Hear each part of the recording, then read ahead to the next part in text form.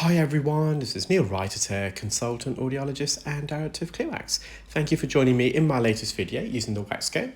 And here we have a patient who attended with bilateral, fully occluding, quite dense, dark, sticky wax. So I've just instilled some medical grade olive oil spray, which helps to coagulate the wax, bind it together. So when it's really sticky like this, it can not only come away in little pieces and chunks, which prolongs the procedure, but it can also block the inside of the suction tube. So the oil just helps to lubricate the inside of the suction tube to prevent blockages, and it just helps to loosen some of this wax off the canal wall, and as I mentioned, to kind of bind it together.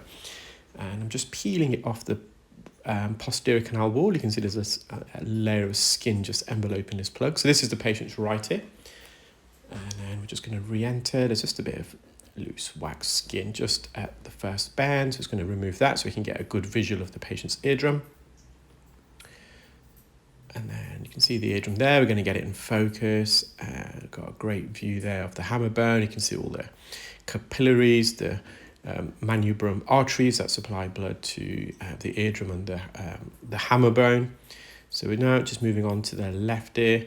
I suspect this procedure at the end is going to probably upset a few people because there's a hair strand near the eardrum, but it wasn't causing the patient any issues or problems whatsoever. And so therefore I decided not to try and remove that because it was non-significant and it was quite close to the eardrum. So we don't really want to be, because we'd have to use forceps for that. So just to going close to the eardrum to remove that, potentially causing some trauma, it was not, you've got to weigh up the risk-benefit ratio. But I know a lot of people it does annoy them. I can understand why, but it was purposely left alone because it wasn't causing the patient any problems. So I immediately put some medical grade olive oil spray in there. It just blocked the tube, so I just came away and just give it a little wriggle around in my hand just to help the wax travel through the tube before re-entering. So again, I'm just trying to peel this away from the canal wall. You can see that skin at the bottom that's enveloped the plug of wax. Similarly to their right ear, it's really dark. And just again going to the back part of the ear canal, slowly lifting this away from the posterior canal wall.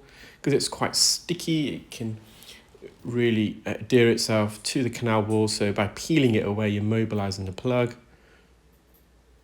Again, just mopping up here. It's a bit of dead skin. I think we got a bit of clarinetting. So clarinetting is when you sometimes suction skin, it can vibrate violently at the tip of the suction probe and emit a loud high frequency squeal. It's not only loud for the patient, but it can also be loud for me. So I think that's the piece of skin. So I think we just teared it away just to avoid any clarinetting.